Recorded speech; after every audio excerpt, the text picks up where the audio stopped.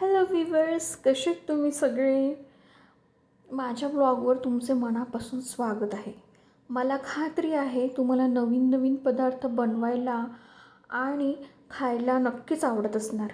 इथे रोजच्या जेवणातील रेसिपीज, गोडधोड पदार्थ आणि काहीतरी हटके पाककृती शिकायला मिळतील, हा माझा नेहमीच प्रयत्न असतो. स्वयंपाकघरात सहज उपलब्ध असलेल्या साहित्यापासून अगदी सोप्या पद्धतीने रुचकर जेवण कसं बनवायचं, चला तर मग शिकूया. माझ्यासोबत या चवदार प्रवासात त्यात सामील व्हा आणि काहीतरी नवीन चविष्ट शिकूया. तुमच्या काही प्रतिक्रिया किंवा प्रश्न असतील तर मला नक्की विचारा. आणि आजची आपली रेसिपी आहे मिसळ. उसळ म्हणू शकतात, काहीजण मिसळ म्हणतात. मिसळ आणि उसळ सेमच आहे. माझ्याकडे जी स्प्राउट म्हणतात, मोड आलेली मटकी, ते आपण बनवणार आहे. तर त्यासाठी मी पॅनमध्ये कांदा भाजण्यासाठी ठेवला आहे. त्यानंतर मी खोबरं किसून घेतलं आहे, जे सुकं खोबरं होतं. आणि इथं मी मसाला रेडी करून घेतला आहे. धणे, जिरं, खोबरं, लाल मिरची अख्खी, हे असं सगळं घेऊन आता आपण मसाला बनवून घेऊया. आता हा कांदा बऱ्यापैकी थोडासा काळसर झाला आहे. त्यामध्ये आपण घेतलेले सगळे प्लेटमध्ये काढलेले सगळे मसाले आता भाजून घेऊ छान. त्यानंतर मी आता इथं घेणार आहे क्युमिन पावडर आणि कोरिएंडर पावडर आहे. थोडंसं घेऊया, ऑलरेडी आपण तर होल स्पायसेसमध्ये घेतलेलं. आता हे रेडीमेड आहे, पण आपण थोडं थोडं ॲड करूया. हे करी पावडर आहे. तर हे टाकल्यावर आता हे जे आपलं मिश्रण आहे तव्यावरचं, आपलं खोबरं, सगळे मसाले छान भाजून झालेत. हे आता आपण मिक्सरमध्ये दळून घेऊया.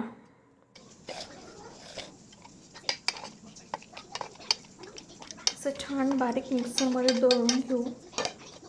आणि आपण आता त्याला साईडला ठेवू.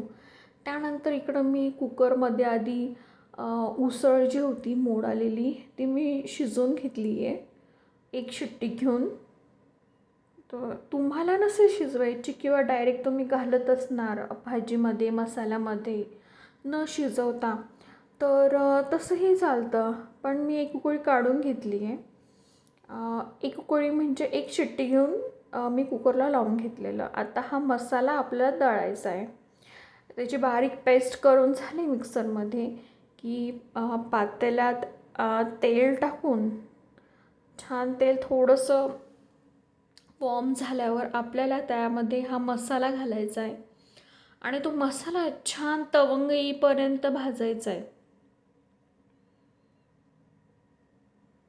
आता हा मसाला आपला परफेक्ट झाला आहे. सो आता मी इकडं भांड्यामध्ये तेल टाकून घेतलं आहे. आता मी त्यात मसाला घातला हा सगळा, जो की आपल्याला आता भाजीसाठी लागणार आहे. आणि ही उसळ एवढी सुंदर झालेली ना, खूपच छान. आणि माझ्याकडे हा एकच मसाला आहे सध्याला. तर एक्स्ट्रा मसाला म्हणून मी हा थोडासा घातला, पंजाबी गरम मसाला.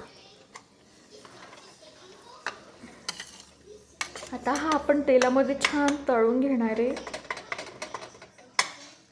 मसाला छान भाजला गेला की त्याला तेल सुटणार आणि ते तेल सुटल्यावर ज्या भांड्यामध्ये आपण मसाला दळला त्याला थोडासा मसाला लागला होता, तर त्यातच थोडं पाणी घालून तेच भांड्यामधलं पाणी आपल्याला आता परत टाकायचं आहे आणि परत मसाला थोडा शिजवून घ्यायचा आहे.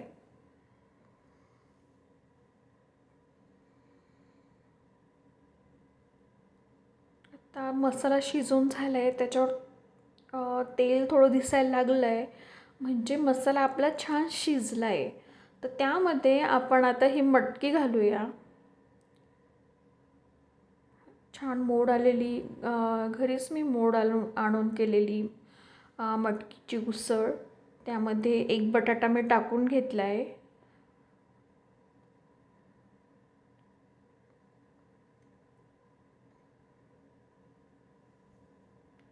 ही उसळ आता आपण पूर्ण घालणार आहे.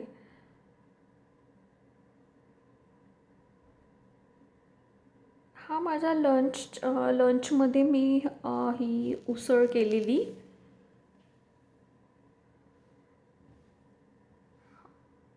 जी की आपल्याकडे मिसळ मिळते त्याही बऱ्यापैकी सेम ह्याच वेने असते.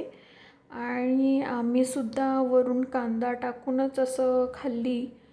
पण मुलांना पोळीसोबत नव्हतं, मग माझ्याकडे ग्रेनवाले ब्रेड होते, त्याच ब्रेडसोबत आम्ही उसळ खाल्ली.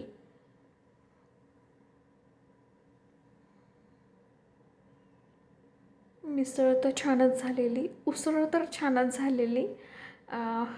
मी नेहमीच माझा प्रत्येक कुठलाही स्वयंपाक झाला की मी माझ्या मुलाला विचारत असते की कसं झालं आहे आजचा स्वयंपाक, कशी झाली आहे भाजी, मीठ मिरची कसं आहे. तर नेहमी तुम्ही मुलांना विचारत जा. जर तुमची मुलं थोडेसे मोठे असतील आणि त्यांना कुकिंगमधलं समजत असेल तर नक्कीच मुलांना विचारा, कारण की तेच आपले जेन्युइन फीडबॅक देणारे हे असतात, मेंबर असतात. मुलं खरंच जेन्युइन सगळं फीडबॅक देतात, तर फक्त मुलांनाच विचारत जा. मला तरी हेच वाटतं. त्यानंतर मी याच्यात उसळमध्ये पाणी टाकून त्याला आता थोडंसं उकळी आल्यावर मी टोमॅटो घातला आणि कोथिंबीर घातली. त्यानंतर माझी मिसळ झाल्यावर मी आम्ही या ब्रेडसोबतच मिसळ खाल्ली छान असं, त्यावर थोडंसं फरसाण आणि कांदा घालून. सो माझी नेक्स्ट रेसिपी आहे, मी बोलली होती ना की थोडीशी हटके पाककृती असणार आहे, तर ही थोडीशी हटकेच आहे. आमच्या घरामध्ये जसं चिकन, तुम्ही टर्की कधी खाल्लं आहे का, तर हे टर्कीचंच मीठ आहे. तर आमच्या घरच्यांनी खाल्लं आहे तर ते म्हणतात की चिकनसारखंच लागतं. सो मला ती रेसिपी थोडी इंटरेस्टिंग वाटली आणि मला तुमच्यासोबत शेअर करावीशी वाटते. मी तुम्हाला जे पाकीट दाखवलं ते टर्कीचं आहे, टर्कीचा खिमा आहे तो, टर्कीचा खिमा आहे. तर त्यासाठी मी इकडं तुम्हाला जे स्पायसेस दाखवले ते स्पायसेस मी सगळे मिक्सरमध्ये ब्लेंड करून घेतले, छान बारीक दळून झालेत ते. तर त्यामध्ये होतं जे आपलं नेहमीचं तेजपत्ता, धणे, जिरं आणि काळी मिरी, लवंग, हे मसाले होल स्पायसेस होते. आणि आता मी त्याच पॅनमध्ये तेल घालून हा कांदा जो मी कापून ठेवला आहे तो कांदा मी त्यात परतणार आहे. तुम्ही टर्की कधी खाल्ली आहे का, किंवा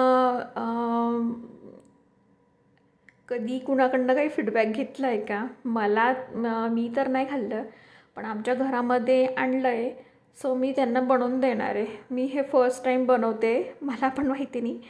पण मी बोलली ना हटके थोडीशी पाककृती आहे आज. सो ही थोडी हटकेच पाककृती आहे. सो तुम्ही समजून घ्या.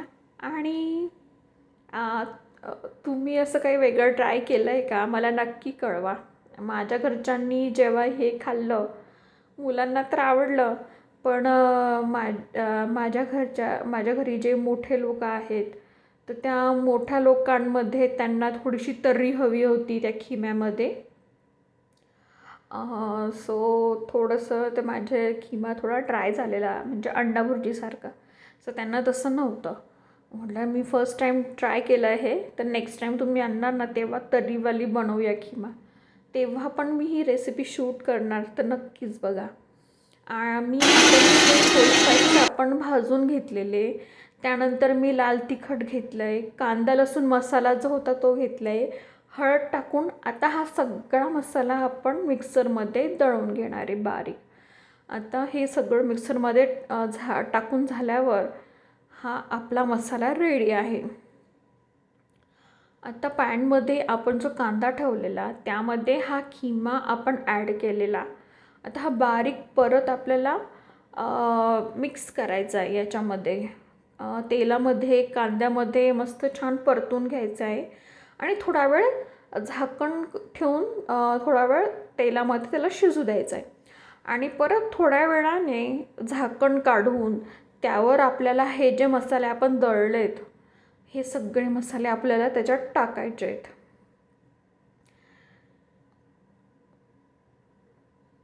जेव्हा मी हे बनवत होते आणि हे सगळा मसाला घालून मी जेव्हा ते शिजवलं किमा, तर एवढा सुंदर आणि स्ट्रॉंग स्मेल येत होता मसाल्यांचा. सो मला खूपच छान वाटत होता तो. जसं आपल्याकडे काळा मसाला असतो त्या पद्धतीने सुंदर मसाल्याचा वास येत होता. आणि आता हा सगळा मसाला व्यवस्थित त्यामध्ये मिक्स करून आपण परत झाकण ठेवून ते छान शिजू देणार आहे तेलावरच. आणि आता मी परत यामध्ये जिरा पावडर आणि धणे पावडर जे होतं ते थोडंसं घातलं. आणि अजून एक करी मसाला जो माझ्याकडे होता तो मी घातला वरून. आणि आता हा परत मसाला सगळा मिक्स करून आपल्याला परत लीड करायचं आहे, झाकण ठेवून आपल्याला परत शिजवून घ्यायचं आहे. आता ह्या स्टेपमध्ये त्या मीठचंच पाणी सुटलं आहे आणि छान त्याला इतकं छान तवंग दिसत होतं तेलाचं.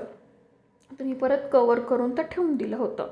त्यानंतर माझ्या मुलाला फक्त ते इंडियन स्पायसेस वगैरे ते करून नको होतं, तर त्याला हे अजून एक्स्ट्रा मसाले टाकायचे होते. त्यानंतर त्याने जे मसाले मी आता दाखवले स्मोकचे याचे बार्बिक्यूसारखे ते स्पायसेस त्याने परत ॲड केले.